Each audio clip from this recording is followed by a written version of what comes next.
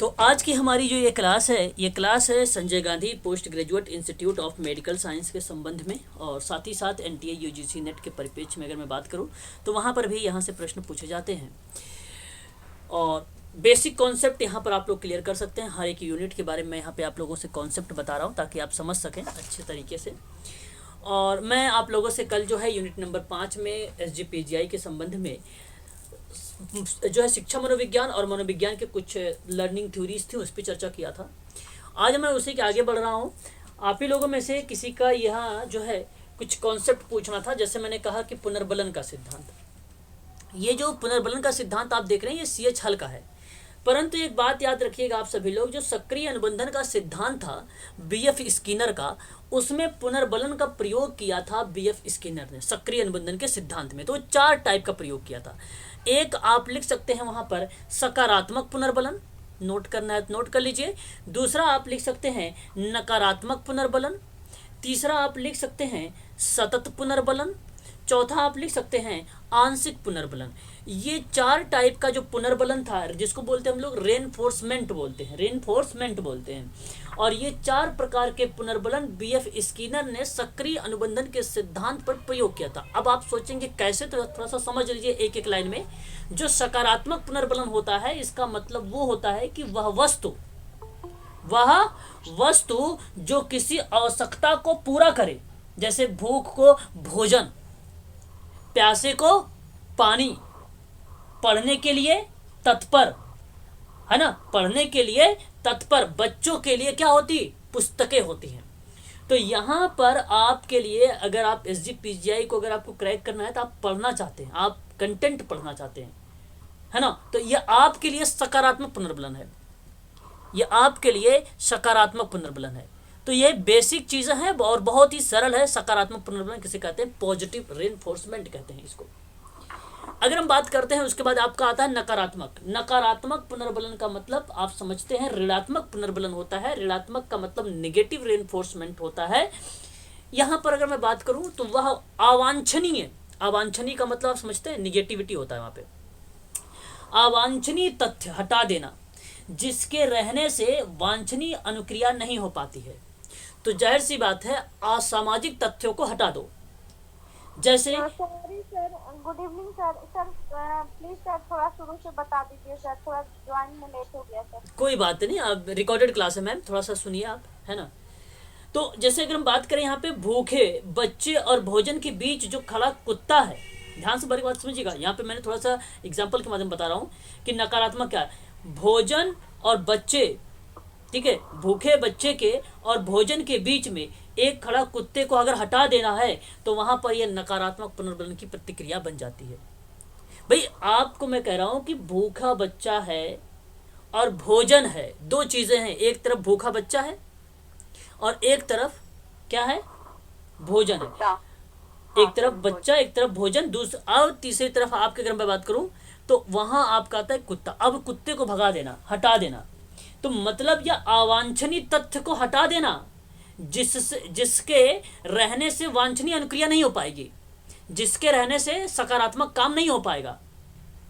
और जब नहीं हो पाता है तो ऐसी कंडीशन पे इसको नकारात्मक पुनर्बलन बोला जाता है। ये निगेटिविटी पुनर्बलन है, रेनफोर्समेंट है। एक है सतत का मतलब आप तो जानते ही होंगे, कंटिन्यूअस होता है। और जब प्रत्येक सफल अनुक्रिया पर, हर बार आप सफल हो रहे हैं, यूजीसी नेट में आप नेट जेआरएफ हर बार भर रहे हैं, नेट जेआरएफ आपका आ रहा है कंटिन्यूअस तरीके से हर बार, तो हर बार पुनर्बलन किया जाए तो इसे सतत पुनर्बलन कहेंगे। और यह अच्छा पुनर्बलन नहीं है, यह भी ध्यान रखिएगा। क्योंकि इसमें सीखने की स्वाभाविक रुचि या गिरावट हो सकती है। जब जाहिर सी बात है ना, बार बार आप कंटिन्यूअस रहेंगे, नेट जेआरएफ क्वालिफाई करेंगे तो आप पढ़ने के लिए धीरे धीरे रुचि आपकी खत्म हो जाएगी। अरे यार क्रैक तो कर ही जाएंगे, क्या दिक्कत है ना। तो ये आपका सतत पुनर्बलन होता है। म्यूट हो जाइए प्लीज। हाँ, एक कोई बच्चे हैं जो बैकग्राउंड आवाज आ रही है, आप म्यूट हो जाइए। हाँ। उसके बाद आपका एक आता है आंशिक, पार्शियल इसको बोलते हैं। पार्शियल रेनफोर्समेंट वो होता है जब पुनर्बलन देने के लिए सफल अनुक्रिया की संख्या लगातार बदलती रहे। फिर से सुनो, जब रेनफोर्समेंट देने के लिए सफल अनुक्रिया, अनुक्रिया का मतलब होता है रिस्पॉन्स, समझ जाया करो आप लोग, अनुक्रिया की संख्या लगातार बदलती रहे तो उसे हम लोग आंशिक पुनर्बलन कहेंगे। जैसे में पहली बार 26, ध्यान रखिएगा, और दूसरी बार 101, मतलब कहने का मतलब ये हुआ एक प्रकार से कि आपने अगर, जैसे मैं एग्जांपल ले लेता हूँ, जैसे चूहे की बात कर लेता हूँ, पुनर्बलन में किस तरीके से प्रयोग किया। चूहा ने जो लीवर दबाया, हो सकता है कि वो 26 बार गया होगा इधर उधर, उसके बाद 26वीं बार लीवर को सही तरीके से दबाया होगा, है ना, 26वीं बार। दूसरी बार क्या हुआ, दूसरी बार भूख लगी, फिर वही अनुक्रिया किया, तो इस बार 26 नहीं हुआ, 101 बार हो गया। कितनी बार हो गया, 101 बार हो गया। तीसरी बार देख लो, तीसरी बार उसने फिर अनुक्रिया किया और फिर भूखा, फिर उस तरीके से लीवर दबाने के लिए उसने 400 बार करने लगा, मतलब 400 बार प्रयास किया। तो यानी आप यहाँ पे ये समझ सकते हो कि सफल अनुक्रिया पर पुनर्बलन ऐसे में चूहा हमेशा सीखने के लिए तत्पर रहेगा, हमेशा सीखने के लिए तत्पर रहेगा, है ना। मान लीजिए यहाँ पे घट भी सकता है, 400 के बजाय अब मैं आपसे कह सकता हूँ कि 50वीं बार या 15 बार में ही कर लिया, घट भी सकता है, बढ़ भी सकता है ना। तो ये आंशिक पुनर्बलन कहलाता है। तो स्किनर ने कहा कि आंशिक पुनर्बलन सतत पुनर्बलन से ज्यादा प्रभावी है, ज्यादा प्रभावी है, और दंड और पुरस्कार किसी भी प्रकार के पुनर्बलन नहीं होते हैं। दंड और पुरस्कार किसी प्रकार का पुनर्बलन नहीं होता, यह परिभाषा कहती है स्किनर के अनुसार, परिभाषा बोलती है, स्किनर कहते हैं कि ये नहीं, बल्कि उसके स्थान पे सकारात्मक और नकारात्मक पुनर्बलन होता है, सकारात्मक नकारात्मक। जैसे अगर मैं आपसे बात करूं कि चोर क्या करता है, चोरी करता है, चोरी यहां जो प्रक्रिया बनती है, चोरी एक नकारात्मक व्यवहार है, और चोरी जब पकड़ा जाता है तो उसे दंड दिया जाता है, तो उसके व्यवहार के लिए उसे दंड दिया जाता है। अब मान लो विद्यार्थी की बात करो, विद्यार्थी ने अच्छा प्रदर्शन किया, तो अच्छा प्रदर्शन क्या है, अनुक्रिया है, उसका व्यवहार है, और फिर उसे पुरस्कार मिला, फिर उसे सकारात्मक पुनर्बलन मिला। तो ये चीजें हमें देखने को मिल जाती है। तो ये बात ध्यान रखिएगा, आपको मैंने बता दिया पुनर्बलन के बारे में, ठीक है। तो ये चीजें हैं, इवान पैट्रिक पावलोव के बारे में कल चर्चा मैंने कर ही चुका था आप लोगों से। आगे बढ़ेंगे और नेक्स्ट टॉपिक हम लेंगे, मैं कल ये सब पढ़ा चुका हूँ आप लोगों को, और आगे देखते हैं हम लोग। इसकी पीडीएफ भी मैंने आप लोगों को प्रोवाइड करा दिया है ना, मिल चुकी है सबको पीडीएफ, ठीक है, बोलिए। हाँ, आगे हम बढ़ेंगे, यहाँ पे देखेंगे इनसाइड लर्निंग। इनसाइड लर्निंग इसी को इंग्लिश में कहा जाता है, हिंदी में अंतर्दृष्टि का सिद्धांत कहा जाता है, या तो आप इसे सूझ का सिद्धांत कह लीजिए। ये दोनों जो है आपका यूपी में पूछा जाने वाला शब्द है, दोनों के दोनों। और यह मैं अगर आपसे बात करूं तो इसका प्रतिपादक जो था वो मैक्स वर्थिमर था, इसका प्रतिपादक कौन था, मैक्स वर्थिमन था। परंतु यहाँ पे जो प्रयोगकर्ता था उसका नाम था उल्फ गंग कोहलर। क्या नाम याद रखेंगे, उल्फ गंग कोहलर इसके प्रति जो है प्रयोगकर्ता थे। इन्होंने सन 1912 में जर्मनी में मैक्स वर्थिमर ने गेस्टाल्टवाद की नींव रखी। सबसे पहले नींव किसने रखा गेस्टाल्टवाद की, मैक्स वर्थिमर ने। और फिर उसके बाद गेस्टाल्ट शब्द जर्मन भाषा का है, इसलिए यहाँ पे जो गेस्टाल्ट का अर्थ बनाया गया वह संपूर्ण आकृति से बनाया गया। गेस्टाल्ट का जो अर्थ बनाया गया था वो संपूर्ण आकृति से बनाया गया था। यानी आप ये कह लीजिए कि पूर्णवाद है ना, पूर्णकारवाद, या आप ये कह लीजिए संपूर्णवाद, या आप कह लीजिए समग्रवाद, इनका अर्थ होता है संपूर्ण से अंश की ओर। इसका जो संपूर्णतावाद की बात करें या पूर्णांगवाद की बात करें तो इसका अर्थ होता है संपूर्ण से अंश की ओर। ये संपूर्ण से अंश की ओर एक शिक्षण विधियां है। जैसे अगर किसी बच्चे को अगर आपको पढ़ा रहे हैं, यदि आप किसी बच्चे को आप पढ़ा रहे हैं तो उस समय आप सबसे पहले क्या करते हैं, पूरी बॉडी को दिखाते हैं। बच्चे की अगर मैं बात करूं यहाँ पे तो क्या दिखाते हैं, पूरी बॉडी को दिखाते हैं। तो ये पूरा स्ट्रक्चर जब बच्चे का दिखाते हैं तो कहते हैं ये एक प्रकार का भाई मानव शरीर है। फिर उसके बाद आप एक एक पार्ट की बात करते हैं, अंश की बात करते हैं कि ये हाथ है भाई, ये आँख है भाई, ये कान है, ठीक है, ये नाक है, ठीक है, ये मुंह है, ठीक है, ये हेयर है, ये यहाँ पे अगर हम बात करें स्टमक है, ठीक है, ये सारी चीज़ें, ये नेक गर्दन है, ये सारी चीज़ें आप जब बताते हैं एक एक करके, और ये पहले ही ये शिक्षण विधियाँ इसी तरीके से यूज़ में लाई जाती है। सोशल वर्कर भी इसी तरीके का यूज करता है, अपने ग्रुप वर्क में भी, अपने केस वर्क में भी, अपने कम्युनिटी वर्क में भी यही चीज़ें यूज करता है, ऐसे संपूर्ण से अंश की ओर। ये 1912 में आया था, हालांकि प्रसिद्ध हुआ 1920 में। 1920 की कोई भूमिका नहीं है, 1912 याद रखिएगा, ठीक है। तो बच्चों की पूरी कहानी बताए, फिर प्रश्न करे, ठीक है। जब बच्चों को कहानी बता दो, या आपने भी एक जैसे आजकल आप लोगों ने सुना होगा, चूहे और सॉरी खरगोश और किसका था वो, खरगोश और क्या था वो, कछुआ। सर कचरा हाँ, अब खरगोश और कछुआ की पूरी कहानी आपने सुना दिया, ठीक है। अब उसके बाद आप वहाँ पे उसके बारे में आपने प्रश्न पूछना शुरू कर दिया, है ना। तो ये चीज़ें होती हैं, ठीक है। तो वही जो आप कहानी के बारे में पहले बता देते हैं, फिर प्रश्न करते हैं, तो वो बताता है आपका संपूर्ण से अंश की ओर, ठीक है। तो कोहलर वास्तव में प्रथम विश्व युद्ध के विनाशकारी प्रभाव को जानवरों पर जानना चाहते थे। फिर वह अध्ययन जो किया, उन्होंने टेनरिप द्वीप पर अध्ययन किया था। टेनरिप द्वीप के केनारी शहर में जो पशुओं पर इन्होंने जो है अध्ययन किया, और कुल टोटल 6 वनमानुष थे, 6 वनमानुष थे, उन्हीं पर किया था। लेकिन सभी में 6 में एक वनमानुष जो है उस पर प्रयोग किया, और उसका नाम रखा था सुल्तान, उसका नाम रखा था सुल्तान, उसी पर प्रयोग किया था उसने, कोहलर ने। तो कोहलर की बात आप लोग याद रखिएगा, ये काफ़ी इंपॉर्टेंट है आप सबके लिए, ठीक है। अगर एग्जाम में पूछा जाए तो 6 आप बता सकते हैं, 6 वनमानुष थे, जिनमें से एक ही पर उसने प्रयोग किया था, जिसका नाम था सुल्तान, ठीक है, चिंपैंजी, ठीक है। सहयोगकर्ता इसके जो थे वो कोनफ्का थे, आप यहाँ पे ये भी ध्यान रख सकते हैं, ठीक है। अब देखिए यहाँ पर शिक्षण विधियों के रूप में समस्या समाधान की पर ये काम करता है, खोज पर काम करता है, स्वयं की खोज पे सिखाता है, लक्ष्य प्राप्ति में सहायक होता है ये, है ना। कला संगीत साहित्य के लिए उपयोगी होता है, कठिन विषय के लिए बहुत उपयोगी होता है ये, रचनात्मक कार्यों के लिए उपयोगी होता है, विषय वस्तु को उचित ढंग से क्षमता में अनुसार जो है विषय वस्तु की बात करना, तत्पर होने की करता है, समस्या से पूर्व में प्रस्तुतिकरण की बात करता है। तो ये बेसिकली शिक्षा में हम इसको यूज कर सकते हैं, ठीक है, इसका इम्पोर्टेंस है। आगे बढ़ेंगे, ज़्यादा इस पे चर्चा नहीं करेंगे, केवल छोटी छोटी बातों पर हम लोग जो है ध्यान रखेंगे। देखिए यहाँ पे जीन पियाजे का एक था संज्ञानवादी सिद्धांत, शायद कल किसी बच्चे ने पूछा था, तो मैंने एक बोला भी था आप लोगों से चारों सिद्धांतों के बारे में, जैसा कि आप देख रहे हैं स्क्रीन पर आपके है।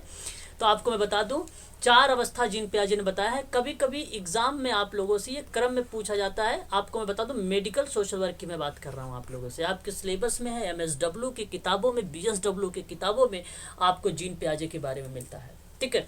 तो यहाँ पे अगर मैं बात करूँ, आपको 4 अवस्थाएं थी। संवेदी पेशी अवस्था एक थी, जिसकी आयु बताई गई थी 0 से 2 वर्ष बताई गई थी, ठीक है। यहाँ पे ज्ञानेंद्रियां जो है एक्टिव होती हैं, बस ये चीज़ें आप याद रखिए। 2 साल का बच्चा है तो ज्ञानेंद्रियों के माध्यम से ही कुछ चीज़ें सीखता है बच्चा, सिंपल सी बात है। फिर बात करते हैं पूर्व संक्रियात्मक अवस्था, इसी को और एक नाम दिया जाता है पूर्व वैचारिक अवस्था। हालांकि ये एग्जाम में नहीं पूछा जा सकता, ये पेपर में आ सकता मुझे तो नहीं लगता, परंतु संक्रियात्मक अवस्था कई बार मैंने देखा है पेपर में ऐसे ही पूछ लेता है, तो इसको आप याद रखिएगा। 0 से 2 वर्ष था आपका संवेदी, और 2 के बाद 2 से 7 वर्ष तक जो चलेगा ये पूर्व संक्रियात्मक अवस्था चलेगी।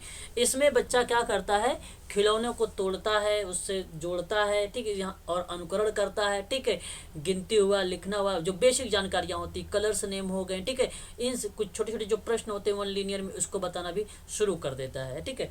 आप समझ सकते हो 7 साल का बच्चा है, यानी पहली क्लास में ये जाना शुरू कर दिया है, तो इसलिए यहाँ पर जो है वर्ड और लेटर्स और सेंटेंस पर धीरे धीरे हम क्या करते हैं, बल देने लगते हैं, ठीक है। और धीरे धीरे बच्चा यहाँ पे क्या करने लगता है, अतार्किक चिंतन की, तार्किक चिंतन के योग तो नहीं होता, लेकिन अतार्किक चिंतन की व्यवस्था या अवस्था के रूप में ये काम जाना जाता है, या इसके आप कह सकते हैं कि अतार्किक चिंतन अवस्था भी इसे कह सकते हैं। यहाँ देख सकते हैं कि तार्किक चिंतन करने तो योग्य नहीं है, लेकिन अतार्किक अवस्था चिंतन के नाम से ये जाना जाता है। तो यह अतार्किक चिंतन है, इसीलिए इसको कहा जाता है, मतलब तर्क पर कोई विचार विमर्श नहीं कर पाता है ना। कोई आप सेंटेंस बोलते हैं तो कोई तर्क के माध्यम से अपनी व्याख्या वो अपने अकॉर्डिंग नहीं दे पाता है, ठीक है। तो इसको कहते हैं पुरुष का। वही ये जो तार्किक चिंतन है, अब यहाँ पे 7 से 12 वाले में क्या हो जाती है, आ जाती है यहाँ पे। तो ये वैचारिक अवस्था है, चिंतन के तैयारी काल है ये एक प्रकार का, और ये शुरुआती में ही इसको जो है चिंतन की अवस्था का नाम भी दिया गया है, ठीक है। और यहाँ पे कंपेयर करने लगता है बच्चा, है ना, तुलना करने लगता है। जैसे अगर मैं आपसे कहूँ कि अगर एक छोटा सा बच्चा है, मैंने एग्जाम्पल के माध्यम से कई बार बताया भी हूँ कि एक मान लीजिए कटोरी है या कप है, उसमें दूध रखा हुआ है और एक गिलास में दूध रखा हुआ है, ठीक है। हालांकि दूध की मात्रा दोनों में बराबर बराबर की है, ठीक है, लेकिन जिसके पास ये छोटा वाला होगा ना वो कप, इस कप में अगर दूध भरा होगा तो बच्चा सोचेगा, जानते हो क्या, कि दूध इनका ज़्यादा है। कौन सा, ये वाला बच्चा, क्योंकि ये सोचता है कि दूध हमारे पास कम है, ठीक है, यहाँ पे क्योंकि इसका भरा नहीं है। तो इसलिए इसको कहते हैं संरक्षण। संरक्षण मतलब एक मैं आपसे बताऊँ यहाँ पे, तो जीन पियाजे ने पलटावी ज्ञान बोल दिया था इसको, कंजर्वेशन का नाम दिया और यहाँ पे नाम दे दिया था पलटावी ज्ञान। तो पलटावी ज्ञान की कमी हो जाती है इसमें संवेदी पेशी अवस्था में, परंतु पूर्व संक्रियात्मक अवस्था में यहाँ पे इसको जो है कंपेयर वगैरह कर लेता है, तुलना भी कर लेता है, सारी बातें जो है मानने लगता है, ठीक है। ये सारी चीज़ें इसमें आती है। इसकी आयु जो है अगर हम बात करते हैं ना, तो वो 7 से 12 वर्ष है इसकी आयु मूर्त संक्रियात्मक अवस्था की। ये लास्ट अवस्था है औपचारिक संक्रियात्मक अवस्था, जो 12 से 15 तक चलती है। किसी किसी किताबों में 12 से 18 वर्ष भी मिलती है। तो ये यहाँ पर मूर्त अमूर्त दोनों जो है चिंतन करने लगता है। तार्किक अवस्था होते है, स्वयं जो है समस्या का समाधान भी कर लेता है। बस ये बातें ध्यान रखिएगा। 4 अवस्था होती है जीन पियाजे का, याद रखिएगा, संवेदी और पूर्व संक्रियात्मक अवस्था। संवेदी 0 से 2 होगा, पूर्व संक्रियात्मक अवस्था की बात करें तो 2 से 7 होगा, और उसके बाद आपका आता है एक मूर्त संक्रियात्मक अवस्था जो 7 से 12 होगा। एक अमूर्त संक्रियात्मक अवस्था होता है जो 12 से 15 कहीं मिलता है, तो कहीं 18 भी देखने को हमें मिल जाता है, ठीक है। ये 4 अवस्था याद रखिए। क्रम भी पूछ लिया जाता है इसमें, क्रम अवस्था के अंदर मत जाइए, इतना डीप में नहीं जाएगा, हालांकि समझे रखिएगा। आगे बात करते हैं हम लोग नेक्स्ट। तो देखिए अधिगम हस्तांतरण बात कर लेता हूँ, ध्यान से सुन लीजिए। यह अधिगम हस्तांतरण होता है, लर्निंग क्या होता है, ट्रांसफर होता है, और यह प्रतिपादन किया था E.L. थॉर्नडाइक ने। एडवर्ड ली थॉर्नडाइक इनका पूरा नाम है, और इन्होंने कहा कि एक स्थिति में सीखा हुआ ज्ञान किसी दूसरी स्थिति में अगर जब प्रयोग में लाते हैं उसे हम लोग अधिगम बोलते हैं। तो एक स्थिति में सीखा हुआ ज्ञान जब दूसरी स्थिति में लाते हैं तो क्या बोलते हैं उसको हम लोग, अधिगम हस्तांतरण बोलते हैं। जैसे आपने क्या किया भाई, अगर आप बाइक चला रहे हैं, ठीक है, जैसे अगर मैं कहूँ साइकिल, आप पहले शुरुआत में साइकिल चला रहे थे, है ना, राइड कर रहे थे, तो साइकिल के बाद आपने क्या लिया, बाइक ले लिया, अब बाइक चला रहे हैं। तो यहाँ पर क्या क्या, यह जो साइकिल का चलाना था आप लोगों के पास, यह हस्तांतरण हुआ बाइक में, ठीक है। इस तरीके से लर्निंग, मतलब एक प्रकार से ये लर्निंग कहलाती है। इसको क्या बोलते हैं, लर्निंग हस्तांतरण बोलते हैं, ट्रांसफर हो गया। जैसे आपने क्या किया कि मान लीजिए मैथ आपने सीखा, तो मैथ आप फिजिक्स में भी यूज कर सकते हैं, केमिस्ट्री में भी यूज कर सकते हैं, शारीरिक विज्ञान हुआ, स्टैटिक्स एक सब्जेक्ट है, इकोनॉमिक एक सब्जेक्ट है, वहाँ पर भी मैथ आप यूज में ला सकते हैं। आगे देखिए जरा सकारात्मक में क्या है। सकारात्मक हस्तांतरण का मतलब होता है धनात्मक। देखो 3 टाइप का होता है अधिगम हस्तांतरण, थॉर्नडाइक ने 3 टाइप के बताए थे। एक बताए थे सकारात्मक, एक नकारात्मक, एक शून्य। सकारात्मक वो होता है जब धनात्मक, जब किसी स्थिति में सीखा हुआ ज्ञान किसी दूसरी स्थिति में सहायक हो। जैसे देखिए साइकिल चलाने वाला स्कूटर आसानी से चलाना सीख जाता है। संस्कृत भाषा का ज्ञान जो अर्जित करता है वो हिंदी विषय के बारे में अच्छे से पढ़ सकता है। जैसे कि आपको मालूम होगा, अभी आप संधि विच्छेद वगैरह पढ़ेंगे, पर्यायवाची वगैरह पढ़ेंगे, तो सिमिलर शब्द आ जाते हैं संस्कृत और हिंदी के, है कि नहीं। तो आप यहाँ पे कहेंगे इसको सकारात्मक बोल सकते हैं। एक ऋणात्मक होता है, नकारात्मक जिसको बोलते हैं प्रतिकूल हस्तांतरण बोलते हैं, अनुकूल इसको कहा जाता है। सकारात्मक को अनुकूल बोला जाता है, अनुकूल बोला जाता है, और प्रतिकूल किसको बोला जाता है, नकारात्मक को बोला जाता है। मतलब एक स्थिति में सीखा हुआ ज्ञान किसी दूसरी स्थिति में बाधा उत्पन्न कर दे आप लोगों को। मान लीजिए अमेरिका का ड्राइवर या दुबई का ड्राइवर भारत में ड्राइविंग करने में से बाधा उत्पन्न होगी। पता है कैसे, जानते हैं आप लोग? हाँ, यहाँ राइट साइड है, इंडिया में किधर है, किस साइड है, इधर राइट साइड है ना। और आपको बता दूं लंदन, सऊदीया, अमेरिका की बात करो तो लेफ्ट साइड है ना, लेफ्ट साइड है, इसलिए दिक्कत होगी। कला विषय का छात्र अगर है भाई, ड्राइंग वगैरह करना जानता है, और मैथ का विषय पढ़ाने के लिए भाई दे दूँ, तो बाधा उत्पन्न हो जाएगी। तो इसको ऋणात्मक बोलते हैं। एक होता है शून्य, मतलब जब किसी स्थिति में सीखा हुआ ज्ञान किसी दूसरी स्थिति में काम ही ना आए। मतलब कबीर का दोहा याद करने पर भी रहीम के दोहे याद करने में उतना ही समय लगेगा। मतलब जब किसी स्थिति में सीखा हुआ ज्ञान किसी दूसरी स्थिति में ना तो सहायक हो और ना ही बाधा उत्पन्न करता हो। अब कबीर के दोहे का अर्थ अलग होगा भाई, रहीम के दोहे का याद करने का तरीका भी और अर्थ भी अलग अलग होगा। और भी एग्जाम्पल आप लोग ले सकते हैं, कोई बताओ जरा क्या हो सकता है। बिल्कुल यूज नहीं होना चाहिए उसमें, ना ही बाधा नहीं कोई ज्ञान। बताओ और कोई। मैथ्स तो हिंदी हो गया ना जी मैथ्स और हिंदी दोनों का ज्ञान अलग अलग है और कोई बाधा भी नहीं है। मैथ और इंग्लिश। हिंदी हिंदी हिंदी अच्छा मैथ और दोनों हिंदी, हाँ बिल्कुल। लैंग्वेज हो गया ना, वो लैंग्वेज हो गया, ये मैथ्स हो गया हाँ exactly। हाँ, आप किसी तरीके से कह सकते हो, ये भी कह सकते हो। तो इस तरीके से आप जो है आसानी से अभी देखो ठीक है, इस तरीके से आप इसको लर्निंग अधिगम या हस्तांतरण के बारे में आप समझ सकते हैं। ठीक है, बहुत बढ़िया चीज़ थी ये भी। आगे बढ़े। अधिगम देखो, ये एक अधिगम वक्र होता है। लर्निंग वक्र कितने लोग जानते हो? जानते हो कोई लोग? हाँ बताएं जरा क्या हो सकता है लर्निंग वक्र।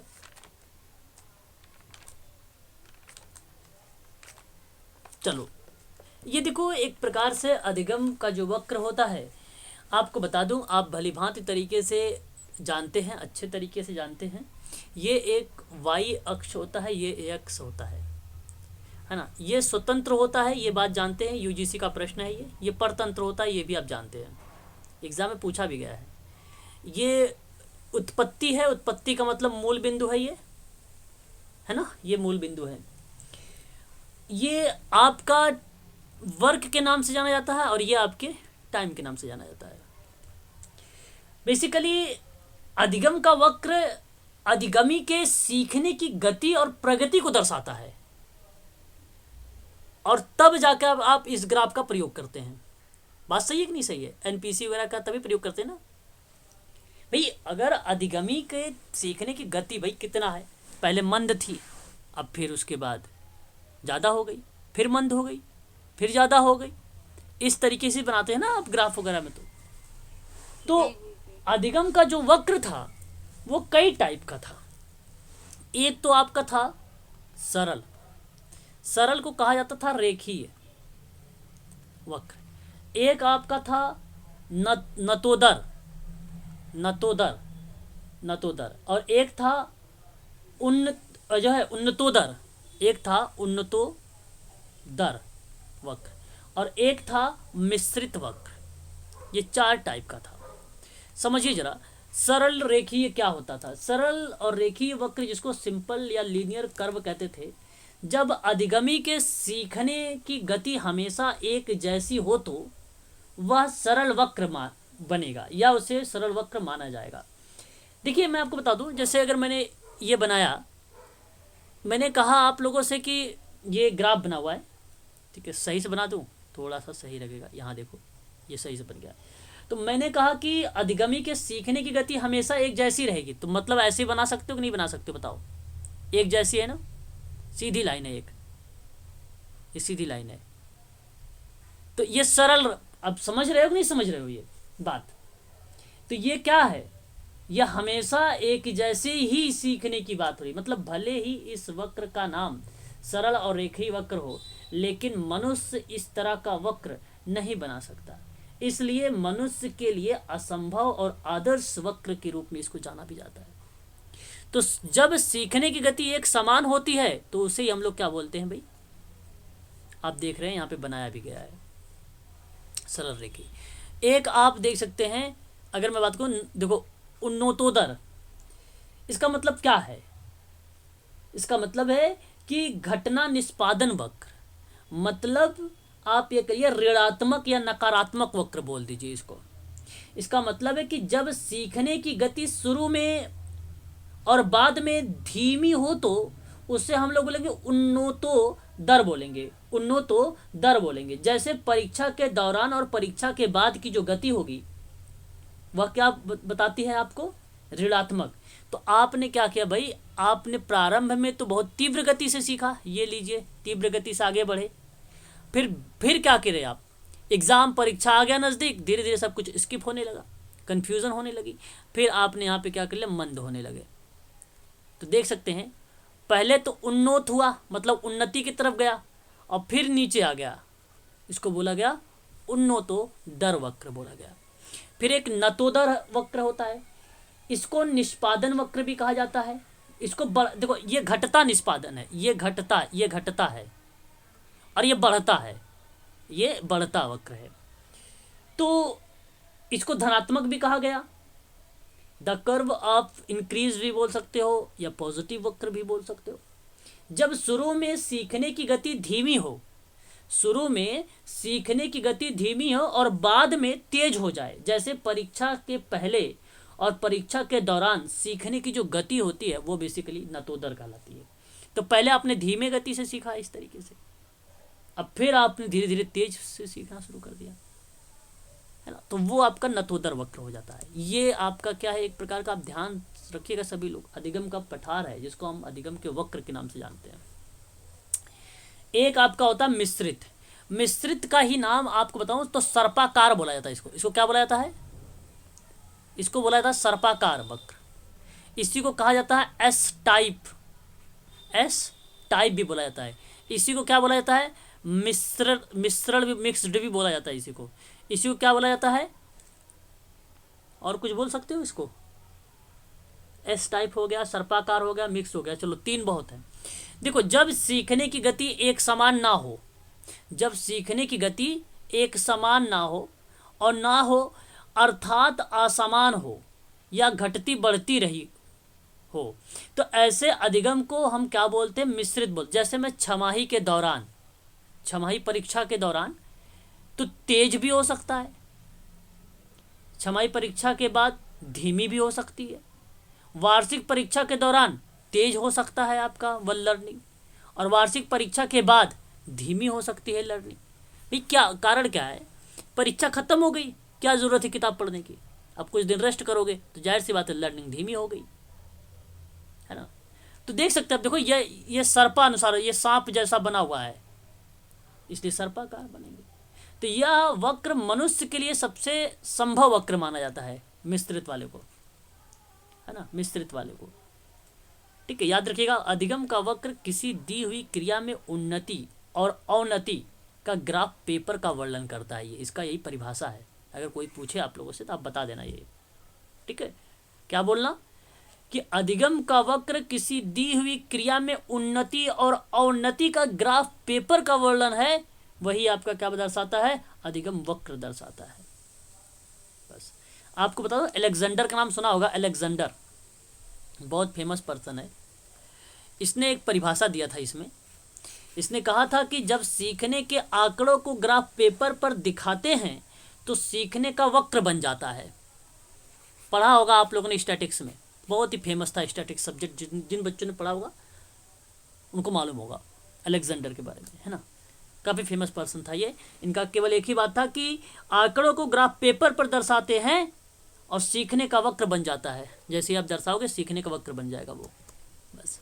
क्षेत्रवाद का सिद्धांत काफ़ी इंपॉर्टेंट है, और क्षेत्रवाद का सिद्धांत की बात अगर मैं करूं तो कर्ट लेविन का नाम पूछा जाता है एग्जाम में। यूजीसी का तो बहुत फेमस है सवाल है, सोशल वर्क का ही पार्ट है, याद रखिएगा इसको। और टॉलमैन की बात करें तो उद्देश्यवाद और संकेतवाद का सिद्धांत है, ये भी आपके लिए इंपॉर्टेंट है।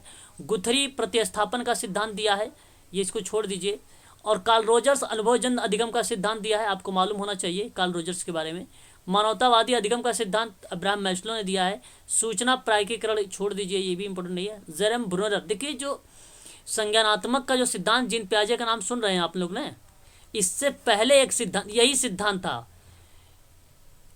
सबसे पहले जेरोम ब्रूनर ने दिया था। उसका नाम रखा था संरचनात्मक सिद्धांत, या उसी को बोला था अन्वेषणात्मक सिद्धांत।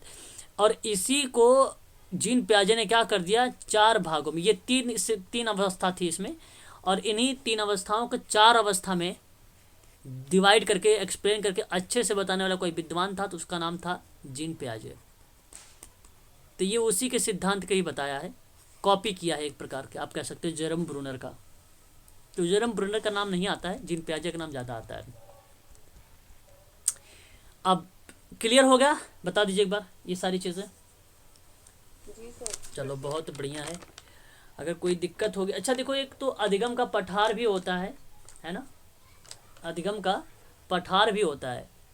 पठार समय अधिगम की वह अवधि जब एक अधिगमी निद्रा, थकावट, बाधा आदि के कारण कुछ समय के लिए सीखना स्थगित कर देता है तो उसे अधिगम का वक्र ऊपर और नीचे जाने की जगह एक सीधी रेखा में बन जाता है तो वह अधिगम का पठार कहलाता है। एक सीधी रेखा में बन जाता है तो वह अधिगम का पठार कहलाता है। तो अधिगम का पठार का कारण क्या हो सकता है आपको सीखने का? या तो नींद आ रही होगी आपको, या तो थकावट है आपके अंदर, या चोट लगी है, बीमारी है, दुर्घटना हो गई, रुचि में कमी है, आपकी प्रेरणा की कमी है, आपको आलस आता है, खराब शिक्षण विधि आप यूज करते हैं, अधिगम को नकारात्मक हस्तांतरण के कारण बना देते हैं आप, अनुपयुक्त और नीरस पाठ्यस्य के कारण हो सकता है आपको अंदर। तो ये पठार है, ये अधिगम का पठार है जिसका रीजन आप पढ़ाई नहीं करना। मतलब अधिगम का अवरुद्ध गति दिखाता है पठार।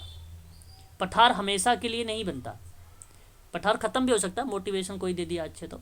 पठार बनना स्वाभाविक है, ये भी बात याद रखिएगा। पठार कोई अलग संरचना नहीं है बल्कि ये वक्र का ही एक हिस्सा माना जाता है पठार को। पठार के कई कारण हो सकते हैं जैसा अभी ने आपको बताया।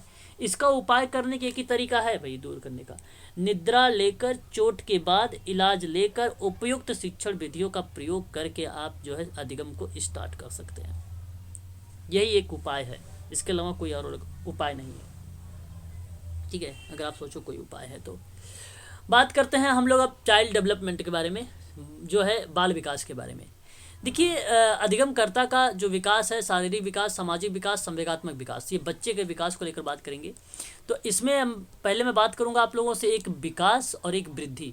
कॉपी पेन साथ में रखिएगा, यही इसी स्लाइड में आप लोगों का पूरा कॉन्सेप्ट क्लियर कर दूंगा वृद्धि और विकास से। आराम से बोलूँगा, जल्दी अगर अब लग रहा होगा तो आप लोग मुझे बता दीजिएगा, मैं थोड़ा सा स्लो हो जाऊँगा। ठीक है ना। देखिए जो अधिगम का विकास है, जो पहले वृद्धि बताइए, कोई जानता है वृद्धि के बारे में? वृद्धि किसे कहते हैं?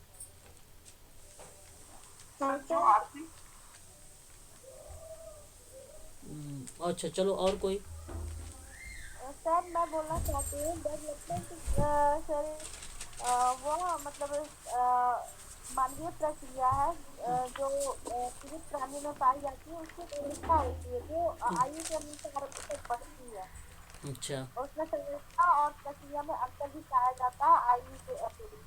अच्छा ठीक तो है। वृद्धि एक समय के बाद रुक जाती है, बल्कि बिल्कुल। विकास मृत्यु तक चलता रहता है, निरंतर चलता रहता है। चलो बहुत ये बढ़िया। वृद्धि जो है वो संकुचित होती है, लेकिन विकास जो है वो बहुत व्यापक है और उसका मेजरमेंट, वृद्धि का मेजर कर सकते हैं कि शरीर की लंबाई कितनी बढ़ी, कितना वो हुआ, लेकिन विकास जो है उसको मेजर किया जा सकता है, बट समय लगता है सर उसको मेजर करने में। और इसमें वृद्धि के अंदर व्यक्तिगत कुछ डिफरेंस भी पाए जाते हैं, लेकिन उसमें विकास के अंदर कुछ सीमा नहीं होती है, और ये मात्रात्मक होती है और विकास गुणात्मक होता है। बिल्कुल बिल्कुल। और सबसे वृद्धि को सर मेजर कर सकते हैं, जैसे किसी की मसल्स में अगर इंक्रीज हुआ है तो कितने केजी हुआ है, कितना क्या हुआ है, और अगर उसके इंटेलेक्चुअल क्वोशिएंट में कितना हुआ है उसको पूरा करना वो है। तो वृद्धि मूर्त है, विकास अमूर्त है, कुछ अवस्था में अमूर्त है। चलो बहुत बढ़िया। चलिए अब समझ लीजिए, सही स्टेटमेंट के आधार पे आप लोगों ने बताया। देखो वृद्धि अगर हम बात करें और विकास, वृद्धि तो केवल आप ये समझ लीजिए, इसी को ग्रोथ कहा जाता है। मैंने आपको शुरुआत में एक बात बोला था, शायद याद होगा आप लोगों को, कि ज़्यादातर ये वंशानुक्रम पर आधारित है। ज़्यादातर किस पे आधारित है? ये वंशानुक्रम पर आधारित है। देखिए वृद्धि जो है शारीरिक परिवर्तन करता है, चाहे तो आप कॉपी पे लिख लीजिए, एक तरफ वृद्धि कर लीजिए, एक तरफ आप विकास कर लीजिए। तो मैं आपसे बताना चाहूँगा कि वृद्धि जो है वंशानुक्रम पर आधारित है। पहली पॉइंट आप नोट कर लीजिएगा, ये पेपर में आने वाला, इस पर कोई अप्लाइड प्रश्न नहीं बनता, ऐसे फैक्ट बनाए जाते हैं। यह शारीरिक परिवर्तन की बात करता है। ये किसकी बात करता है? ये शारीरिक परिवर्तन की बात करता है। और उसके बाद यहाँ पर जो है ये मात्रात्मक, किसी बच्चे ने कहा कि मापने के संबंध में हो सकता है, तो इसलिए मात्रात्मक परिवर्तन भी ये है। और ये दृश्यात्मक परिवर्तन भी है, इसको मतलब हम देख भी सकते हैं दृश्यात्मक परिवर्तन के रूप में, जिसको दृश्यात्मक भी बोल सकते हैं। यह अस्थाई होता है, यानी इसका मतलब ये हुआ कि एक समय ऐसा आएगा तो ये रुक जाएगा, इसलिए इसको हम अस्थाई बोल सकते हैं, है कि नहीं। ये इसकी भविष्यवाणी नहीं कर सकते भाई, कब बढ़ेगा कब नहीं बढ़ेगा। आपने कभी कभी देखा होगा वृद्धि अचानक हो जाती है भाई। मैंने देखा है कि 16-15 साल तक का वो बच्चा, बहुत उसकी हाइट बहुत कम थी, और 18 साल के बाद 18 या 20 के बीच में उसकी हाइट बहुत बढ़ गई, मतलब 5.5 से ज़्यादा हो गई थी, है ना। तो ये देख सकते हैं आप लोग कि किस तरीके से वृद्धि हो सकती है ना। तो इसकी भविष्यवाणी नहीं कर सकते आप लोग।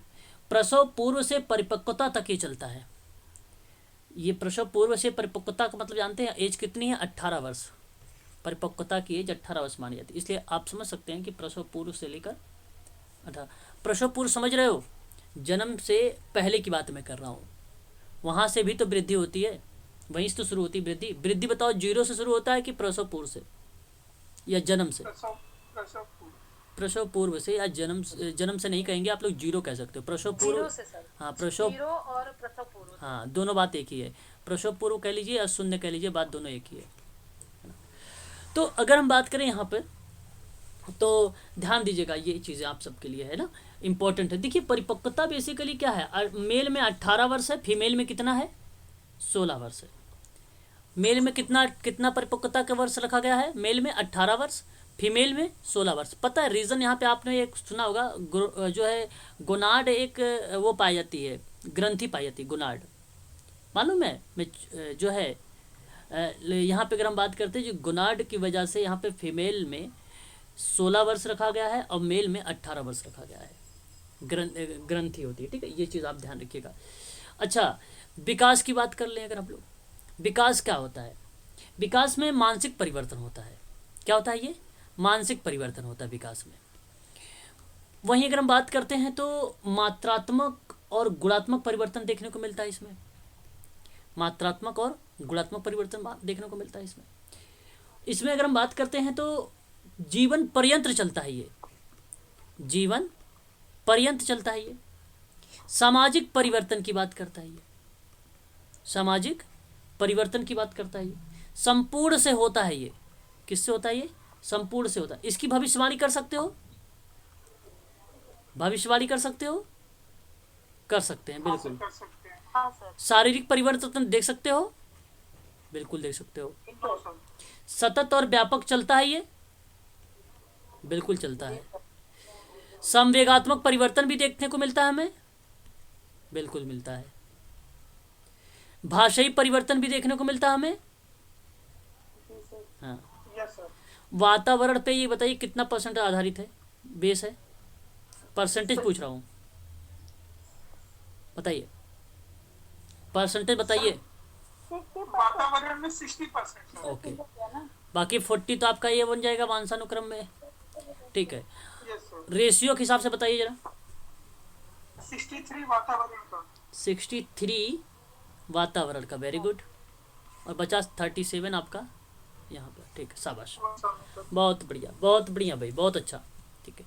देख सकते हैं आप यहाँ पे देखेंगे तो वृद्धि और विकास के कुछ ऐसी चीज़ें दिया गया है जो आपको मिल सकता है पेपर में। देखिए शारीरिक वृद्धि की बात करें तो शरीर के अंग अथवा उप अंगों में परिवर्तन देखने को मिलता है। अभी वृद्धि के निश्चित समय के बाद रुक जाती है एक, ये इसका जो अभिवृद्धि का अर्थ होता है वो संकुचित होता है, लेकिन यहीं देखिए तो व्यापक होता है ये। यहाँ देखिए तो ये विकास जो है समस्त अंगों का समस्यात्मक समग्र का बोधक कराता है। मतलब बोधक का मतलब होता है समझ, बोधक का मतलब समझ होता है। ये विकास निरंतर चलता है। यहाँ देखिए इसका संबंध न केवल शारीरिक पक्ष से है बल्कि संवेगात्मक, सामाजिक, मानसिक इत्यादि पक्षों से भी इसका है विकास का। देखिए वृद्धि क्या है, व्यक्तिगत भेद पाए जाते हैं वृद्धि में, लेकिन समानता देखने को मिलती है विकास में, लेकिन दर और सीमा में अंतर होता है इसमें।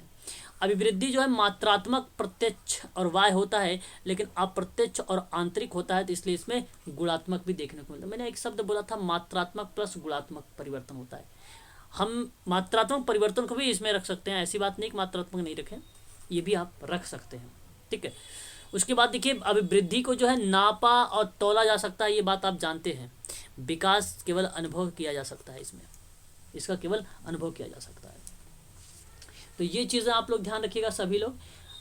अभिवृद्धि सीमित होती है, विशेष आयु होता है, स्पष्ट रूप से देख सकते हो, नाप तौल सकते हो। परिणात्मक का मतलब मात्रात्मक का मतलब होता है परिमाणात्मक। यह शब्द नोट कर लीजिए, परिमाणात्मक, परिमाणात्मक होता है। और परिणात्मक क्या होता है? परिणात्मक।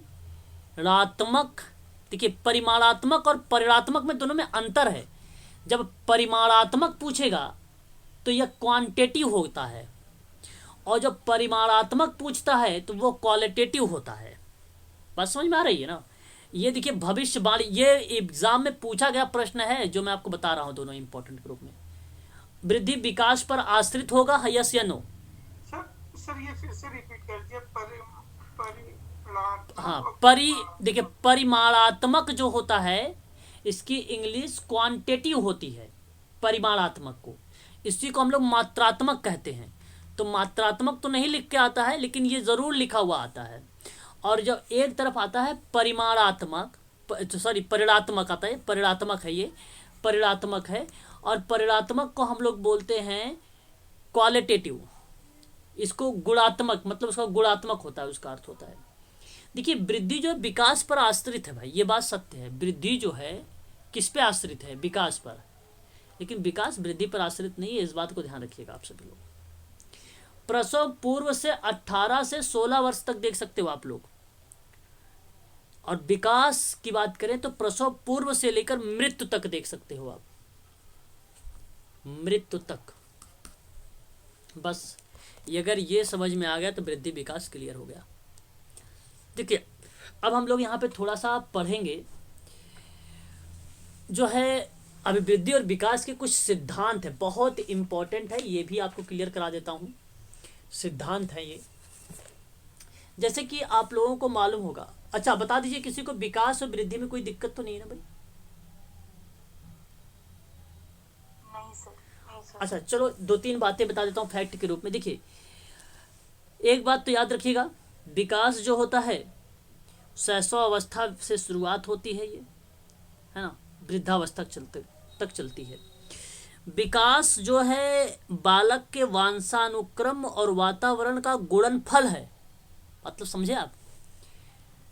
ये स्किनर की परिभाषा है ये। विकास जो होता है वंशानुक्रम का और वातावरण का गुणनफल है। ये क्या है? ये गुणनफल क्या है? ये विकास। ठीक है, तो वंशानुक्रम इनटू वातावरण इज इक्वल विकास। और ये परिभाषा किसकी है? BF स्किनर की। नहीं, गुणनफल मत करिए। गुणनफल BF स्किनर उसका नाम लगाइए, क्या नाम उसका है? वुडवर्थ। BF स्किनर का नाम मत लगाइएगा, वुडवर्थ लगाइए। वुडवर्थ कर लीजिए। स्किनर विकास एक धीमी और सतत प्रक्रिया है, वो बोला था स्किनर ने। धीमी और सतत प्रक्रिया है, ठीक है, वो बोला था विकास में। अब देखिए यहाँ पे आप समझिएगा, अभी थोड़ा सा और यहाँ पे ध्यान दीजिएगा। अगर हम बात करें, एक विद्वान थे जिनका नाम था फ्रेनक। फ्रेनक ने वृद्धि को सिर्फ कोशिकीय वृद्धि माना था। जो वृद्धि है ना, जो होती है वो कोशिकीय वृद्धि के कारण माना, तो केवल कोशिकीय वृद्धि, सेल की भूमिका माना था। उसका नाम है फ्रेनक विद्वान है। अब देखिए यहाँ पे हम लोग सिद्धांत पे बात करते हैं, सिद्धांत पर। अच्छा एक चीज और, सिर से पैर, ध्यान दीजिएगा, बहुत इंपॉर्टेंट ये भी है आप सबके लिए, ध्यान दीजिएगा। जो विकास है ना वो आपका सिर से पैर तक होता है, इसीलिए इसको हम लोग क्या बोलते हैं, बता सकता कोई? सिर से पैर के लेकर सिफेलोकैडल, हाँ है ना, बोलो। हाँ भाई, नहीं पढ़े हो क्या आप लोग? अरे बाप रे बाप, क्या बात है, ऐसी बात है, समझ क्या करो आप लोग। चलो आप लिख लीजिए, ठीक है, आप नोट कर लीजिए फिर। सिर से पैर तक का विकास, सिर से पैर का जो विकास है सेफेलोकैडल प्रवृत्ति कहती है। अगर एग्जाम में आप लोगों से प्रश्न बन जाए इस तरीके से कि बताइए विकास आम तौर पर सिर से पैर तक होता है, विकास के किस सिद्धांत को कहा जाता है? तो आप नोट कर लीजिएगा, इसी को बोला मस्तिकाधोमुखी कहा जाता है। क्या बोला जाता है? मस्तकाधोमुखी बोला जाता है। क्या बोला जाता है इसको? मस्तकाधोमुखी बोला जाता है। सिर से पैर को ही अगर हम बात करेंगे तो सिर से पैर की, तो मस्तकाधोमुखी नहीं, मस्तकाधोमुखी उसको बोलते हैं जो केंद्र से चलती है, केंद्र से, जो केंद्र से चलती है। सेफेलोकैडल उसको बोलते हैं हम लोग जो सिर से पैर की तरफ चलती है। केंद्र के पास जो शरीर है उसके दूर और शरीर के कुछ हिस्सों के आगे बढ़ती है, तो वो बेसिकली क्या कहलाती है, जो है प्रोक्सीमोस डिस्टल कहते हैं। नोट कर लीजिए, मैं लिख देता हूँ यहाँ पे, ठीक है। देखो, एक तो आप नोट कर लीजिए सेफेलोकेडल और डैश मार लीजिए सिर से पैर, सिर से पैर। और एक आप लोग लिख लीजिए प्रोसीमोडिस्टल, मोडिस्टल। और यहाँ पे आप लिख लीजिए कि केंद्र से शरीर तक, केंद्र से शरीर तक, केंद्र से शरीर तक। और सेफेलोकैडल को ही मस्तकाधोमुखी कहते हैं। इसको क्या बोलते हैं, सेफेलोकैडल को ही बोलते हैं, क्या बोलते हैं इसको हिंदी में, बोलिए, मस्तिका धोमुखी कहते हैं, इसको धोमुखी कहते हैं। और यहाँ पे ये देखिए जरा, जो प्रोसीमो डिस्टल है इसको क्या बोलेंगे, समीप, क्या बोलेंगे इसको हिंदी में, समीप दूराभिमुख बोलेंगे, दूराभिमुख बोलेंगे। याद रहेगा ना आप, चलो क्लियर है, चलो ये चीजें रह गई थी। हालांकि भी सिद्धांत मैं करवाऊंगा तो आपको पता चल जाएगा। तो अब हम देखते हैं यहाँ पे, देखिए सिद्धांत के बारे में। देखिए सिद्धांत निरंतरता का विकास का सिद्धांत। पहले तो ये जो है विकास का सिद्धांत है, अभिवृद्धि और विकास में एक अहम भूमिका निभाते हैं ये लोग। तो अगर हम बात करें यहाँ पर, यहाँ अगर हम बात करें तो जो निरंतर का जो सिद्धांत है, विकास अलग अलग क्षेत्रों में आजीवन चलता रहता है ना भाई। विकास जो है अलग अलग क्षेत्रों में आजीवन चलता रहता है, इसलिए इसको निरंतरता का सिद्धांत कहा जाता है। निरंतरता का मतलब तुरंत समझ जाइएगा आप लोग कि ये अलग अलग तरीके से आजीवन चलता रहेगा, रुकेगा नहीं। अच्छा, एक आपका यहाँ पे देखिए विकास की जो विभिन्न गति का सिद्धांत होता है, विकास की विभिन्न गति का सिद्धांत होता है। मतलब इसका मतलब जानते हैं आप लोग क्या होता है, विभिन्न गतियों का मतलब होता है कि व्यक्तिक विभिन्नता का सिद्धांत हमें देखने को मिलता है। या आप ये कह लीजिए कि असामान गति का सिद्धांत होता है। मतलब अगर हम बात करें तो केवल शैशवावस्था में शिशु के मस्तिष्क का विकास 90% होता है, 90% होता है। कब, शिशु, अगर हम बात करें शैशवावस्था में शिशु के मस्तिष्क का विकास 90% विकसित होता है। और इसी सिद्धांत का सबसे बड़ा उदाहरण यही माना जाता है भाई साहब, बच्चे का ना, असमान गति का सिद्धांत को, या आप कह लीजिए विकास की विभिन्न गति का सिद्धांत। तो हर अवस्था में अलग अलग तरीके से विकास होता है ना। और फिर बात करते हैं, विकास एक क्रम का सिद्धांत होता है। विकास एक क्रम का सिद्धांत का मतलब समझते हैं आप लोग, एक क्रम में होता है। हाँ, एक क्रम में होता है। कैसे भाई, पहले भाषा आई जाएगी। जैसे अगर हम भाषा के डेवलपमेंट की बात करते हैं तो पहले हम क्या करते हैं, पहले हम अक्षर सीखते हैं, अक्षर के बाद शब्द को सीखते हैं, शब्द के बाद वाक्य को सीखते हैं, वाक्य के बाद पैराग्राफ सीखते हैं, पैराग्राफ के बाद पाठ को सीखते हैं, पाठ के बाद पूरा चैप्टर सीख जाते हैं, चैप्टर से पूरे चैप्टर को सीखने के बाद बुक। Very good. अब पूरा बुक का तो भाई है ही है लाइब्रेरी, ये बात तो जानते ही है। तो ये चीज़ें हैं, इस तरीके से बच्चे का जो है विकास बढ़ता है एक क्रम में। ठीक उसी प्रकार से अगर मैं बात करूँ तो भ्रूण का बनना देख सकते हैं, बालक का जन्म लेना, फिर चलना फिरना, बोलना, फिर पढ़ना इत्यादि जो एक क्रम में चलता है उसी तरीके से।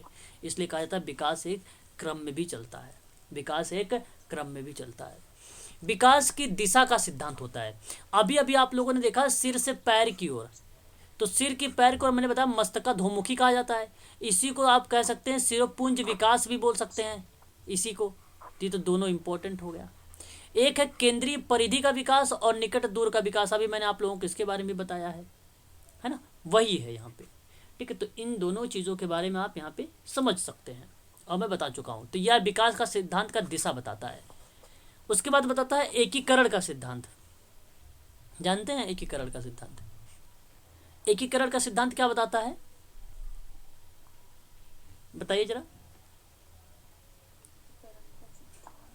हाँ बताइए।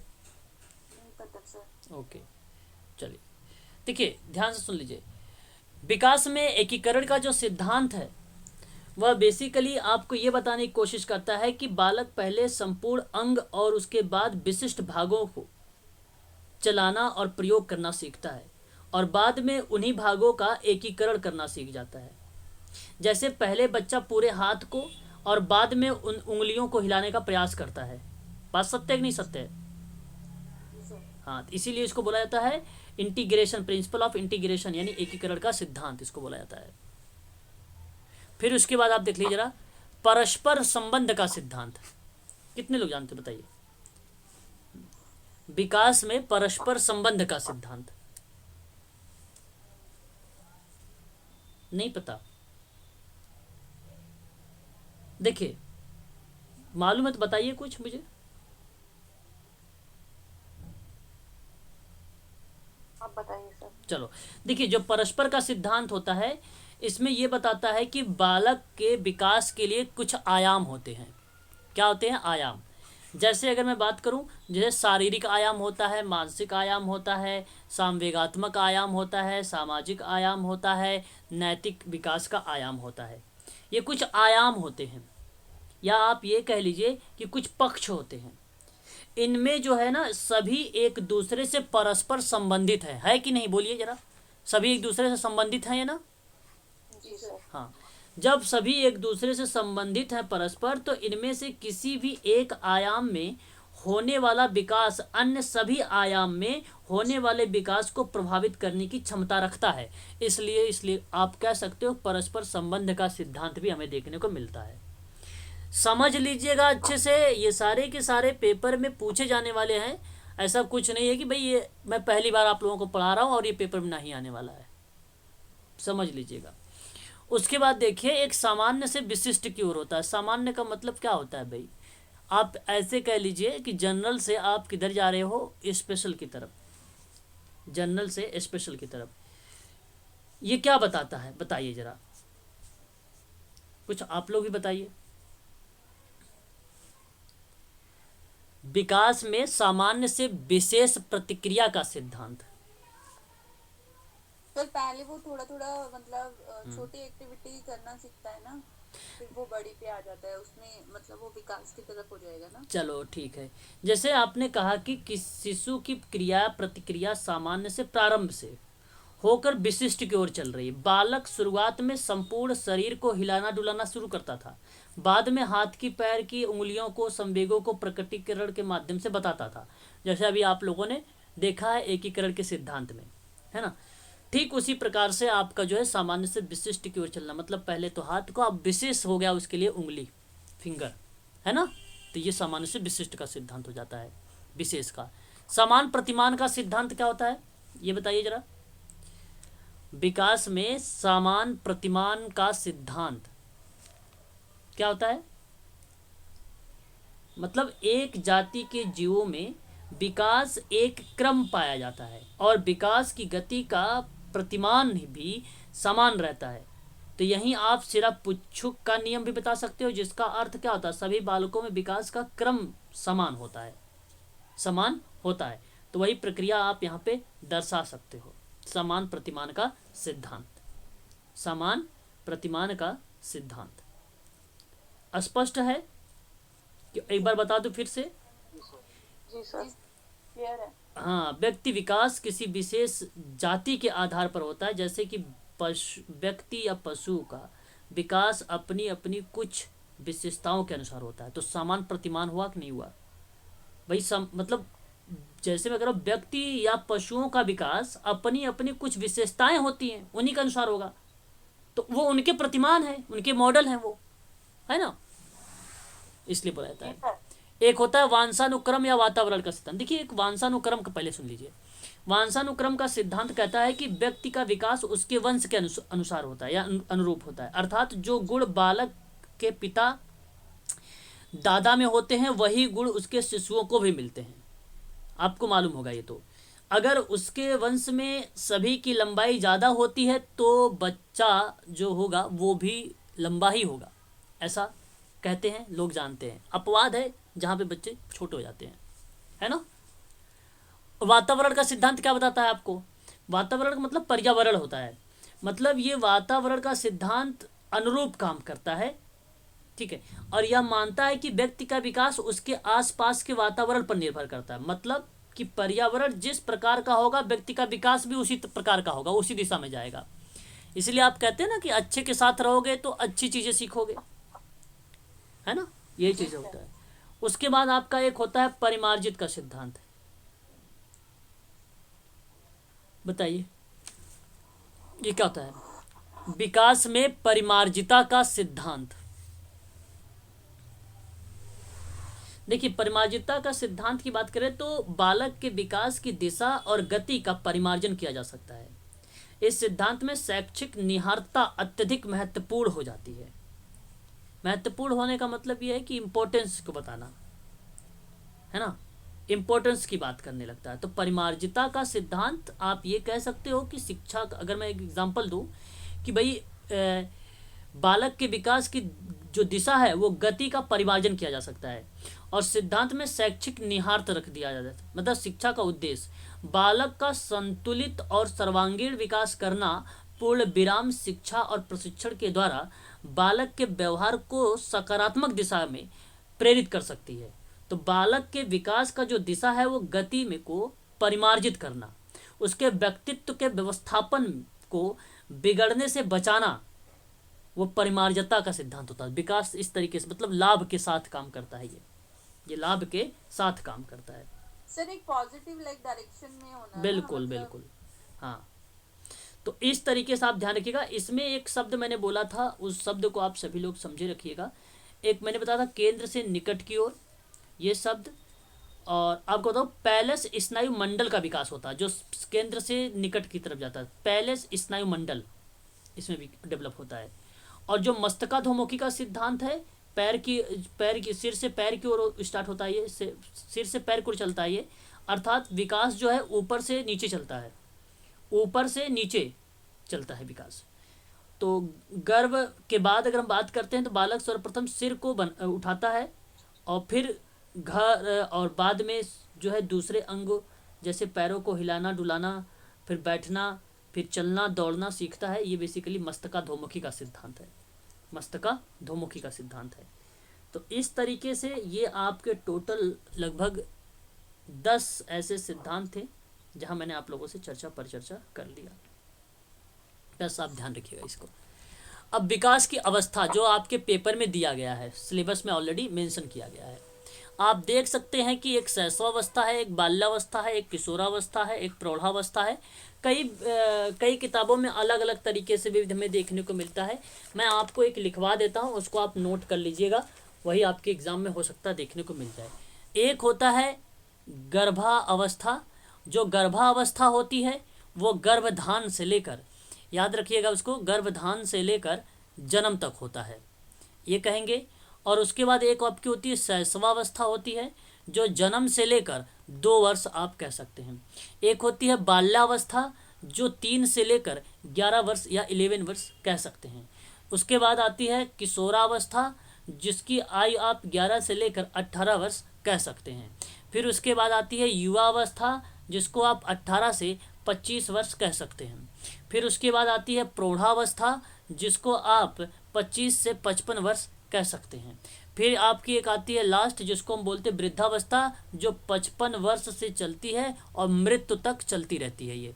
तो आप देख सकते हो कि ये सारी अवस्थाएं आप सब के लिए इम्पॉर्टेंट है, एग्जाम में पूछी जा चुकी हैं, क्रम भी लगाने को पूछा जाता है इसमें। अब यहाँ आप लोगों को बता दूं, जो बाल्यावस्था है, किशोरावस्था है, युवावस्था है, इन 3 अवस्था में 2 बातें और आती हैं ऐड होके। एक कभी कभी आ जाता है पूर्व बाल्यावस्था और उत्तर बाल्यावस्था। ठीक उसी प्रकार से एक आ जाता है पूर्व किशोरावस्था और उत्तर किशोरावस्था। और ठीक उसी प्रकार से अगर हम बात करें तो पूर्व युवावस्था और उत्तर युवावस्था, ये आ जाती है। इनके अलावा एक और शब्द आता है जिसमें हम मध्य का नाम लेते हैं। तो मध्य बाल्यावस्था, मध्य किशोरावस्था और मध्य युवावस्था। जब मध्य की आयु आपको निकालना होगा तो एक ही ट्रिक है, याद रखिएगा। पहले वाले में जो ये 3 से 11 अगर आपको याद है तो पहले में 1 प्लस कर देना और लास्ट वाले में -1 कर देना। इस ट्रिक के माध्यम से मध्य अवस्था आयु आप निकाल सकते हैं। तो अगर मैं बात करूं मध्य बाल्यावस्था की आयु कितनी है, तो आप 4 से लेकर 10 बोल सकते हैं, क्योंकि आपने एक प्लस कर दिया एक माइनस कर दिया। अगर मैंने पूछा कि मध्य किशोरावस्था की आयु क्या होगा, तो एक प्लस करना है इसमें 12 से, और इसमें से घटा देना है, 12 से 17 वर्ष होगा।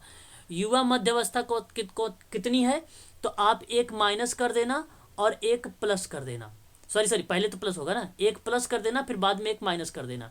तो अगर हम प्लस करेंगे तो ये 19 हो जाएगा और माइनस करेंगे तो 24 हो जाएगा। तो आप देख सकते हैं ये तीनों मैंने मध्य का निकाल दिया। बाकी ये प्रौढ़ का नहीं पूछा जाएगा, इसका भी नहीं, शैशवावस्था का भी नहीं, और ये भी नहीं, इनका नहीं बनता है। अब बात आती है पूर्व को लेकर। देखिए पूर्व में अगर मैं बात करूँ तो इसको 2 भागों में बांट दीजिए। 3 से अगर 12 वर्ष है या 11 वर्ष है तो बांट दीजिए। तो पहले को 3 से 6 कर लीजिए और 6 से 9 कर दीजिए, सॉरी 6 से 9 कह रहा हूँ, 6 से जो है 12 कर दीजिए या 11 कह दीजिए। बन गई आपकी ये एक उत्तर अवस्था बन गई और एक पूर्व अवस्था बन गई। मतलब इसका आधा आधा कर दीजिए, इसका आधा करके आधा इधर कर दीजिए, आधा इधर कर दीजिए, इनका आधा इधर। मतलब आधे का मतलब ये हुआ कि जैसे 18, यहाँ पे देखिए अगर मैं इसको ले रहा हूँ 12, तो 12 वर्ष यहाँ रखना, 12 से 15 कर लो यहाँ तक, फिर 15 से 18 यहाँ कंप्लीट कर दो, हो गया ना ये। ठीक उसी प्रकार से अगर मैं यहाँ पे बात करता हूँ तो आप 18 से 22 करिएगा युवा को लेकर, 18 से 22 कर लीजिएगा और 22 से 25 कर दीजिए मध्य उत्तर को, हो गया आपका क्लियर ये भी। तो मतलब आधे आधे का बात होता है। तो ये उत्तर और पूर्व इस तरीके से निकाल दिया जाता है। एग्जाम में केवल आयु पूछी जा सकती है, इसके अंदर कोई विशेषताएं नहीं पूछी जाती हैं, ये बात ध्यान रखिएगा। अब हम एक एक करके थोड़ा सा बात करेंगे। पहले मैं आप लोगों को एक चीज़ और बता देता हूँ। शैशवावस्था से पहले 3 और ऐसे स्टेप आते हैं जिस पे मैं चर्चा करूँगा। देखिए आप लोग थोड़ा सा बने रहिए, मैं सोच रहा हूँ कि ये टॉपिक आज समाप्त हो जाए, है ना। कोई दिक्कत तो नहीं होगी आप लोगों को भाई, बता दीजिए। देखिए आप लोग अगर थोड़ा सा मेरा कोऑपरेट करेंगे वो करेंगे तो भाई मैं जाहिर सी बात है मैं आप ही के लिए ये सारा चीज़ कर रहा हूँ, है ना। चाहता तो मैं भी बंद कर सकता था, ऐसी बात नहीं है, लेकिन मैं सोच रहा हूँ कि आप लोगों को ये जल्दी से जल्दी जो है सारे के सारे चीज़ें क्लियर हो जाए।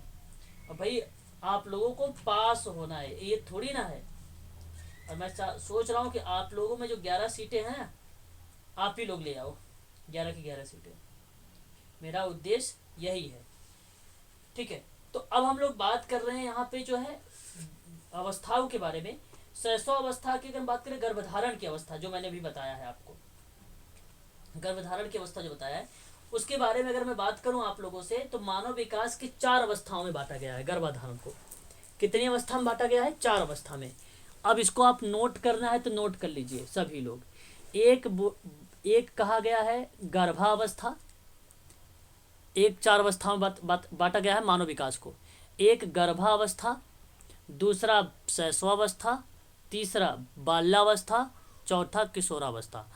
परंतु ये 4 तो आपको पता ही है, लेकिन जो मैंने अभी ऊपर लिखवाया है वो भी आपको पता होना चाहिए। ये तो जैसे अगर वो मालूम है तो ऑटोमेटिक पता चल जाएगा आपको, कोई दिक्कत नहीं होगी।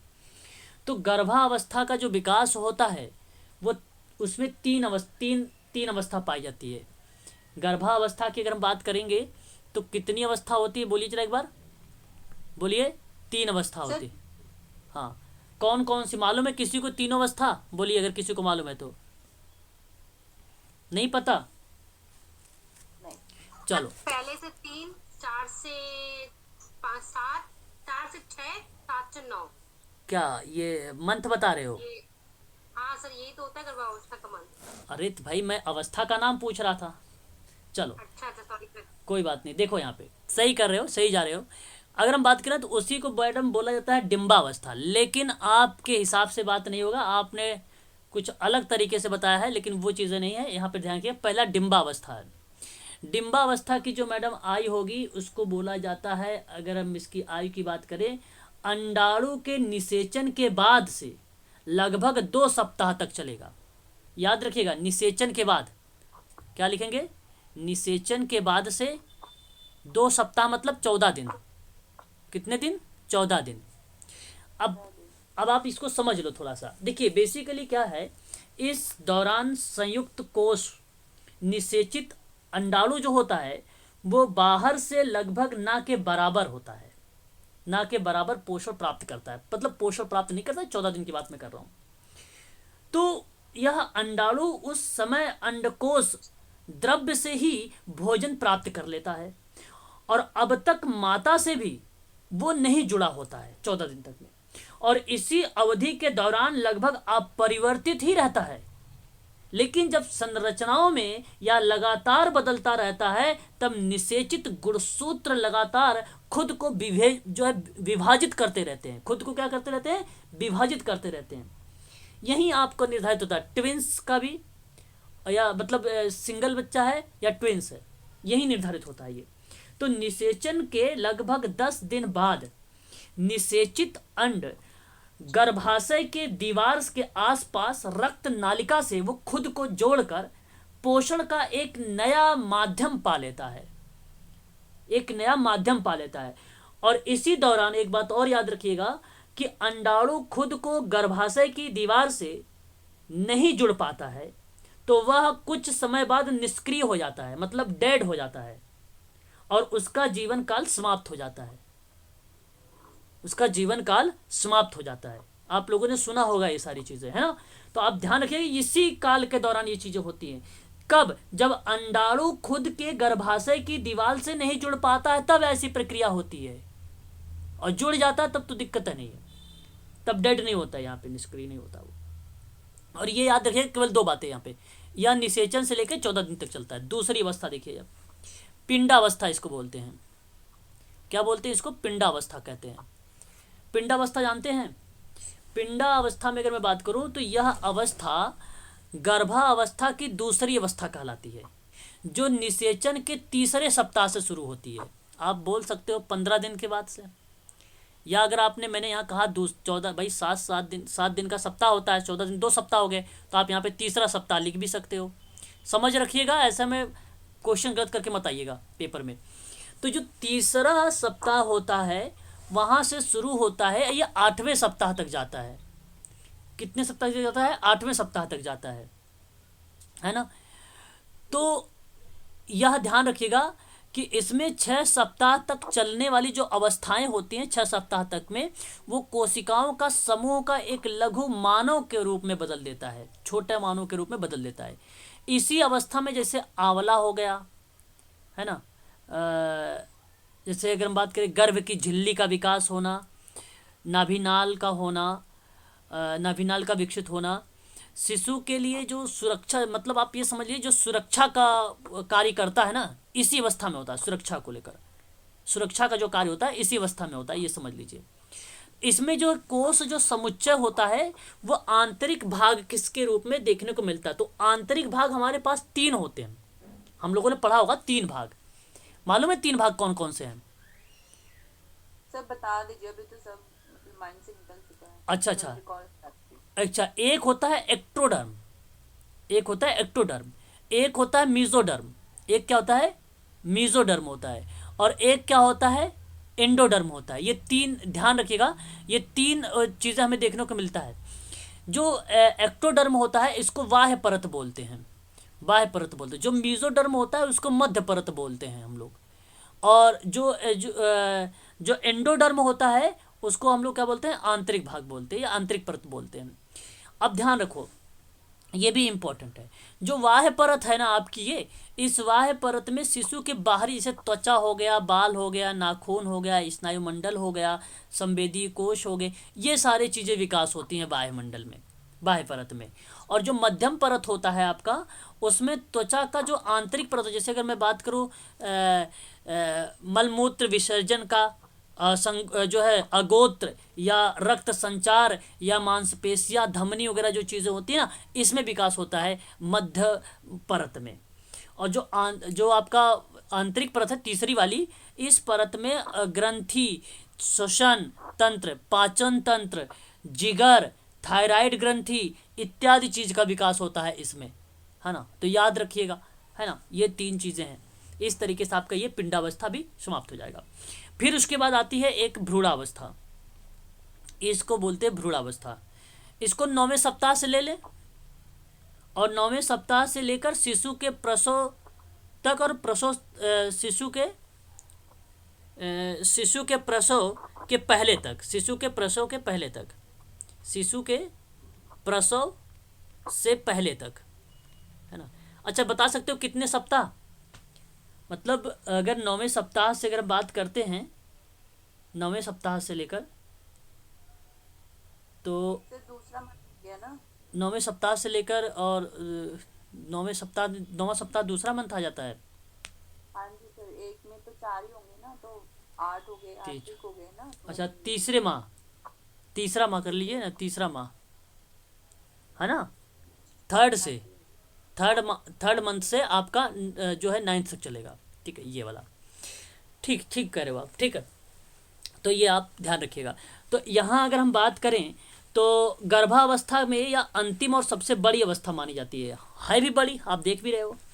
इसी में फिर भी विकास की दृष्टि से इस अवस्था में बाकी अवस्थाओं से कम महत्वपूर्ण माना जाता है। इसको कम महत्वपूर्ण माना जाता है। सबसे ज़्यादा महत्वपूर्ण जानते हो कौन सा अवस्था है? पहली अवस्था सबसे ज़्यादा बहुत इंपॉर्टेंट है। पहली दूसरी बहुत इंपॉर्टेंट है, ये दोनों के दोनों बहुत इंपॉर्टेंट है।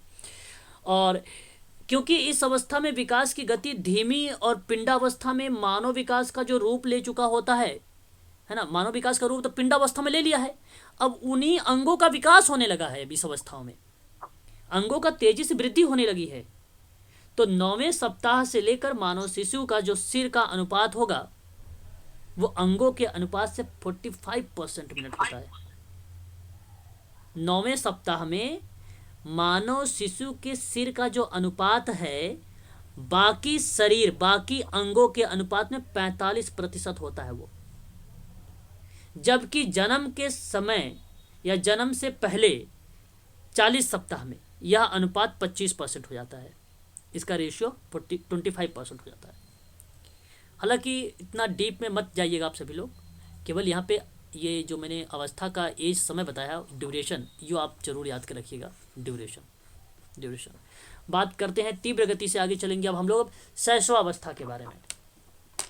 शैशवावस्था आप भली भांति तरीके जानते हैं। यहाँ पे आप देख लीजिए शैशवावस्था क्या होती है। शैशवावस्था शब्द जो है अंग्रेजी भाषा का इन्फेंसी शब्द से लिया गया है, आप जानते हैं भली भांति तरीके से। और वैलेंटाइन ने एक चीज बोला था, उसका क्या नाम था? वैलेंटाइन। आप तो 3 ही अवस्था लिखवाई ना, 4 बता रहे थे ना शायद से। किसमें 4 बताया था? गर्भावस्था वाली। नहीं, वो तो मानव शरीर की 4 अवस्था बताई थी, ये बता रहे हो आप। मानव की 4 अवस्था बताया था कि भाई बेसिकली 4 ही है यहाँ पे बताए, गर्भावस्था, शैशवावस्था, बाल्यावस्था, किशोरावस्था। 3 ही होता है। उसके बाद 40 कितना सप्ताह होते हैं टोटल? 40 सप्ताह होता है ना। हाँ तो 40 सप्ताह, या किसी में 41 सप्ताह चला जाता है, किसी का 38 39 में ही हो जाता, वो कंप्लीट हो जाता है कि नहीं। तो वो तो डिपेंड करता है, लेकिन बेसिकली साइकोलॉजी मनोविज्ञान के अनुसार अगर हम लोग बात करते हैं ना तो 40 सप्ताह ही सही रहता है ना, मनोविज्ञान ये बोलता है। तो देखिए यहाँ पे अगर हम बात करें शैशवावस्था के बारे में, तो शैशवावस्था में एक विद्वान का नाम आता है वैलेंटाइन। क्या नाम आता है इसका? वैलेंटाइन। वैलेंटाइन जानते हैं कितने तारीख को मनाया जाता है? कितने लोग मालूम है? सिर्फ सबको पता होता है। कितने तारीख, डेट तो बताओ मेरे को। 14 फरवरी। हाँ, 14 फरवरी को। चलो भैया, बहुत बढ़िया। ये अगर जिस तरीके से याद है, ठीक उसी प्रकार से इसकी एक परिभाषा बना लो कि शैशवावस्था सीखने का अनोखा काल इसी ने बोला है। शैशवावस्था क्या बोला है इसने? सीखने का अनोखा काल। हाँ, सीखने का अनोखा काल। याद रखिएगा, क्योंकि यूनिक है वैलेंटाइन, इसलिए अनोखा भी यूनिक ही है। शब्द देखिए कितना बढ़िया है, अनोखा, बड़ा यूनिक शब्द लिख रहा है ना। तो इस तरीके से इसकी परिभाषा याद रखिए, एग्जाम में पूछा जा चुका है ये वैलेंटाइन का नाम, ठीक है। तो ये परिभाषा से आप इसको याद रख सकते हैं। और शैशवावस्था सिर्फ जन्म से लेकर 14 दिन जिसको 2 सप्ताह तक चलती है, ये बात हरलाक ने बोला था। तो मैं कहूँगा कि ये इंपॉर्टेंट नहीं है, छोड़ दीजिए। आगे बढ़ते हैं अब इनकी विशेषताओं को लेकर। हालांकि बहुत परिभाषाएं हैं बहुत विद्वानों के, लेकिन पढ़ने से क्या फ़ायदा जब एग्जाम में आना ही नहीं, तो है ना, टाइम बर्बाद होगा। देखिए वैलेंटाइन, यहाँ पे देखिए वैलेंटाइन ने कहा कि शैशवावस्था सीखने का आदर्श काल भी है। याद रखिएगा, आदर्श काल भी इसी ने बोला है और अनोखा काल भी इसी ने बोला है, नोट कर लीजिएगा। दूसरी बात, जीवन का आधारशिला मानी जाती है। जानते हैं शैशवावस्था का जीवन का आधारशिला माना जाता है शैशवावस्था को। खिलौने की उम्र कही जाती है शैशवावस्था को, ठीक है। और आपको बता दूं शैशवावस्था को क्या बोला जाता है? नाजुक अवस्था भी कहा जाता है। नाजुक अवस्था बहुत है ये, है ना। नर्सरी एज और पूर्व विद्यालय उम्र की अवस्था शैशवावस्था कहा जाता है। मनमौजी एज इसी को कहा जाता है। अतार्किक चिंतन की उम्र इसी को कहा जाता है। प्रिय लगने की उम्र, प्रिय लगने का मतलब यह हुआ कि भाई बहन से स्नेह करने लगते हैं, प्रिय लगने का मतलब यही था। भाई बहनों से लड़ने की उम्र बताओ कौन सी है? जन्म से, अच्छा शैशवावस्था का आयु जन्म से 2 वर्ष कहोगे कि 0 से 2 वर्ष कहोगे? कितने लोग बताओगे? तो जन्म से होगा ना। हाँ, 0 नहीं होगा, ठीक, गुड। पर निर्भरता की एज इसी को कहा जाता है, पर निर्भरता की भी एज कहा जाता है इसी को, ठीक है, शैशवावस्था। इसकी विशेषताएं देख लीजिए। शारीरिक विकास तीव्र गति से होगा, मानसिक विकास तीव्र गति से होगा। सीखने का आदर्श काल, आदर्श काल किसने बोला है? नाम बताओ। वैलेंटाइन, वैलेंटाइन ने। Very good. फिर उसके बाद सीखने की प्रक्रिया में तीव्रता होती है। फिर उसके बाद कल्पना की सजीवता होती है, दूसरों पर निर्भर होता है, आत्म प्रेम और स्वमोह की भावना। स्वमोह एक नॉर्सिज्म शब्द है, किसने दिया, कौन बोलेगा? नाम बताओ। नॉर्सिज्म शब्द किसने दिया है? अरे सिगमंड फ्रायड ने दिया है। हाँ, स्वयं से स्नेह करना, स्वयं से प्रेम करना। भाई बच्चे अपने आप को नहीं बार बार देखते हैं आईने में। हाँ जी, हाँ जी। हाँ, वही चीजें हैं। छोटे छोटे बच्चे होंगे घर में तो एक बार देखना उनको, चोरी से छिपके से देखना, देखो क्या क्या एक्टिविटी करते रहते हैं। देखते हैं, हाँ जी, हाँ हाँ, जी। अजीबो गरीब एक्टिविटी करते रहते हैं, स्वयं मोह। फिर आगे बात करें, नैतिकता का अभाव पाया। देखो, नो मोरलिटी नो सोसाइटी किसने बोला है, कौन बताएगा मुझे? नो मोरलिटी नो सोसाइटी, किस विद्वान ने कहा ये बात बच्चों में? नाम बताओ। अरे कितने, अभी बता चुका हूं, इतनी बार बताया हूं। लॉरेंस कोहलबर्ग ने बोला है, 0 से 4 वर्ष इसको माना है उन्होंने। No society no morality. बच्चे में क्या होगे बताइए? कोई नैतिकता होगी? नियम में रहो, कानून, बड़ों का सम्मान करो। भाई 2 साल का एज है यहाँ पे, 0 से 2 साल, उसके लिए क्या नियम वगैरह? बात सत्य है गलत? सत्य है। सर सही है। मूल प्रवृत्तियों पर आधारित होता है। काम शक्ति का प्रदर्शन, काम शक्ति का प्रदर्शन। देखो, लिबिडो शब्द किसने दिया, बोलो? काम वासना, काम शक्ति। फ्रायड ने। अरे वाह, क्या बात है। ऐसे ऐसे ही रहा करो तेज सभी लोग। काम शक्ति का प्रदर्शन भी इसी है। अनुकरण द्वारा सीखने की प्रक्रिया, जिज्ञासा के प्रवृत्ति। देखो, जिज्ञासा की प्रवृत्ति होती है, खिलौने ला के दो, देखो खिलौने दोगे ना तो तोड़ देगा, तो आप लोग क्या करते हो, उसको पिटाई लगा देते हो, फिर दोबारा खिलौने ना लेने की धमकी भी देते हो, लेकिन साथ में जाता तो फिर लेके आते ही हो। खिलौना तोड़ने, बताओ ये कौन सा विद्वान, उसने कहा कि जो बच्चा होता है वो विश्व का वैज्ञानिक होता है, खोज करता होता है, एक वैज्ञानिक होता है वो। किसने बात बोले यार? विश्व का वैज्ञानिक होता है बच्चा, ये बात किसने बोला है? ये बात बच्चा जीन पियाजे ने बताया है। जीन पियाजे ने कहा है बच्चा जो होता है वैज्ञानिक होता है, विश्व का ज्ञाता होता है, जिज्ञासी प्रवृत्ति का होता है, ये बात कहा है उसने, ठीक है। किसने? जीन पियाजे ने। नाम मैं बता रहा हूँ आप लोगों को, ये सभी के सभी लोग आप याद रखिएगा, अच्छा नाम है और अच्छी अच्छी चीज़ें एग्जाम में पूछे हुए प्रश्न है, इसलिए मैं आप लोगों को बता रहा हूँ सब। तभी क्यों आ रहा है मेरे दिमाग में वो सारी चीज़ें, क्योंकि मैंने कहीं प्रश्न देखा, इसलिए मैं। रिपीट करेंगे, बच्चा विश्व का वैज्ञानिक होता है। हाँ, विश्व का वैज्ञानिक मतलब पूरा विश्व खोज लेता है, खोजता है, उसका वैज्ञानिक है, खोज करता है वो। अभी खिलौने देखो, तोड़ नहीं देता, तोड़ के फिर जोड़ता भी तो है, तो फिर वही तो है वैज्ञानिक। फिर उसके बाद दोहराने की प्रवृत्ति है ना, दोहराने की प्रवृत्ति पाई जाती है। अंतर्मुखी व्यक्तित्व वाला पाया जाता है, संवेगों का प्रदर्शन वाला पाया जाता है। देखिए विशेषताएं थी। आगे बढ़िए, अब इसी कंप्लीट। बाल्यावस्था देखिए, देखिए बाल्यावस्था की जो आयु है 5 से 6 से 5 से या 6 से चलेगी, 12 वर्ष तक चलेगी।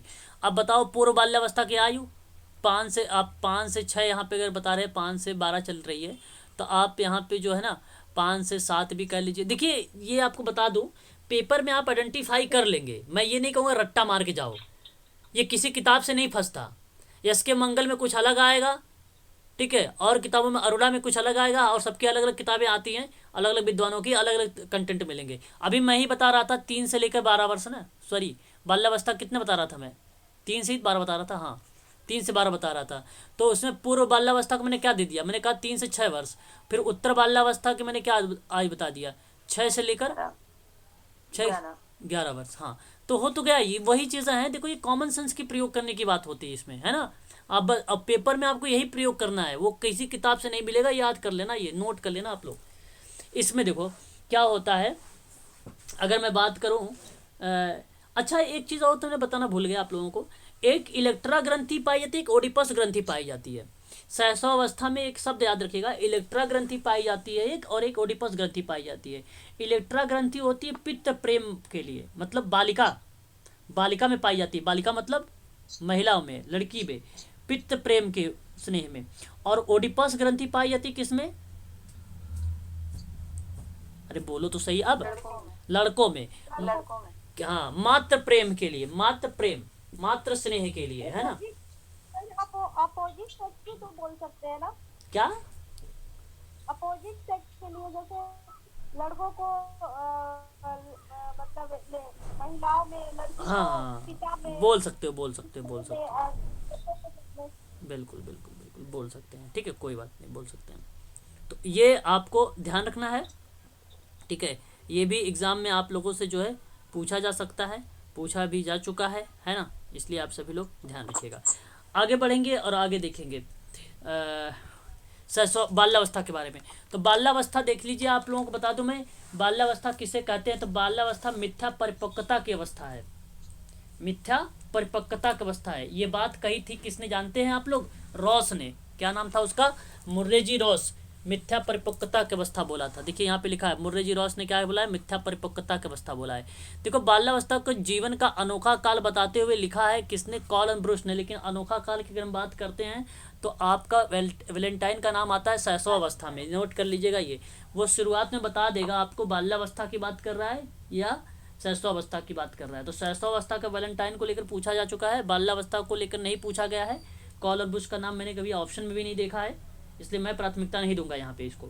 बाल्यावस्था जीवन का निर्माण काल माना जाता है। जीवन का निर्माण काल जानते हो किसने बोला था, बताइए, निर्माण काल, फ्रायड ने बोला था, सिगमंड फ्रायड ने बोला था। काम वासना की सुसुप्तता अवस्था है, बताइए किसने बोला है, काम वासना, बोलो। हेनरी फ्राइड ने, हेनरी ने, ये कौन, हेनरी, ये कॉल हरनी, क्या नाम बता रहे हो आप, चलो पता नहीं क्या क्या बोल रहे हो। देखो काम वासना, लिबिडो, इलेक्ट्रा, ओडिपस, इरोस, ठीक है, मुमूर्षा, ये शब्द सारे किसके हैं, सिगमंड फ्रायड के, हाँ, ठीक है। चलो इतना तो क्लियर हो गया। बाल्यावस्था को देखो, शारीरिक विकास की स्थिति देखो। अच्छा एक चीज़ तो आपने पढ़ा ही नहीं यहाँ पे, यहाँ देखो एक चीज़ और इम्पोर्टेंट है। देखो बाल्यावस्था में जो गति होगी वो मंद हो जाती है, शैशवावस्था तीव्र। देखो एक अवस्था में ना आपको बता दूं विकास पहले तेज होगा, शैशव में तेज मानना, फिर मंद मानना। अब आगे वाली जो स्टेज आने आएगी ना वो तीव्र होगी, उसमें ध्यान रखिएगा किशोर अवस्था में। तो यहाँ पे देखिए मंद हो जाता है, और इस गति में इसमें जो है मंद होने के कारण जो है विकास मजबूती से भी आती है, ऐसी बात नहीं है कि नहीं आती है, ठीक है। यहाँ पे देखिए विकास में स्थिरता पाई जाती है, मानसिक स्थिरता पाई जाती है, मानसिक योग्यता में वृद्धि पाई जाती है, व्यक्तिगत वास्तविक जगत से संबंधित है। यहाँ पे अगर जो रॉस लिखा हुआ ना, ये इसका मतलब है कि ये इसका स्टेटमेंट है, इसने बोला है ये बात, ठीक है। फिर जिज्ञासा का प्रबल होता है, रचनात्मक कार्यों में आनंद आता है, समूह भावना का विकास होता है, नैतिक गुणों का विकास होता है, संग्रह करने की प्रवृत्ति होती है, और निरुद्देश्य भ्रमण करने की भावना, काम शक्ति की न्यूनता, रुचियों में परिवर्तन, सामूहिक खेलों में रुचि, बहिर्व्यक्तित्व वाला विकास, संवेगों और दमन का प्रदर्शन होता है इसमें, ठीक है।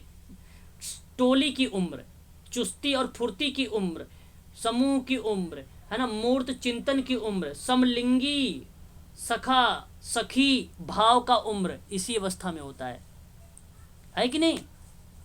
मित्र का चयन कर लेना, नेता बनने की इच्छा रखना, सृजनात्मक का उदय होना, आत्मनिर्भरता की शुरुआत करना, नैतिकता की भावना का उदय कर देना, भ्रमण में रुचि लेना, सुप्त कामवासना की बात करना, जो है कामवासना विकास होना, संवेगों का सकारात्मक सुधार होना, सामाजिक लेन देन की बात करना, शारीरिक विकास अपेक्षाकृत धीमा होता है, इसमें धीमा होता है ना। अच्छा एक बार बता दूं, देखो धीमा होना जो होता है उसे परिपालक काल कहते हैं। क्या बोलते हैं, जो है परिपाक काल बोलते हैं। और ये जो परिपाक काल होता है ना, इसी में पाया जाता है 9 से लेकर 12 वर्ष होता है। ये 9 से लेकर 12 वर्ष तक होता है ये परिपाक काल। और इसमें थोड़ा धीमा होता है, थोड़ा धीमा होता है, यानी आप ये कह लीजिए कि नेगेटिव में रखिएगा इसको, माइनस में। और एक होता है तेज, उसको संचयी काल बोलते हैं। क्या बोलते हैं उसको? संचयी काल। संचयी काल की जो आयु होती है 6 से लेकर 9 वर्ष होती है, वो तेज होता है, इसको प्लस में रखते हैं। तो ध्यान रखिएगा इसी अवस्था में पाए, क्योंकि ये धीमा पे होता है, तो धीमा तो आप देख सकते हैं 9 से 12 का तेजी भी होती है, लेकिन 6 से 9 में। ठीक है, याद रखिएगा इसको। ठीक है, निराशा की भावना, जिज्ञासा की भावना इसमें पाया जाता है। ठीक है, याद आप रखिएगा, ये आपका क्लियर हो गया। उसके बाद किशोरावस्था आता है, इसको लैटिन भाषा में एडोलसियर बोला जाता है। एडोलसियर की बात अगर हम करें, प्रजनन और परिपक्वता का विकसित करने की बात करता है। बहुत इंपॉर्टेंट शब्द है ये। तूफानों की अवस्था हॉल ने कहा है, स्टेनले हॉल।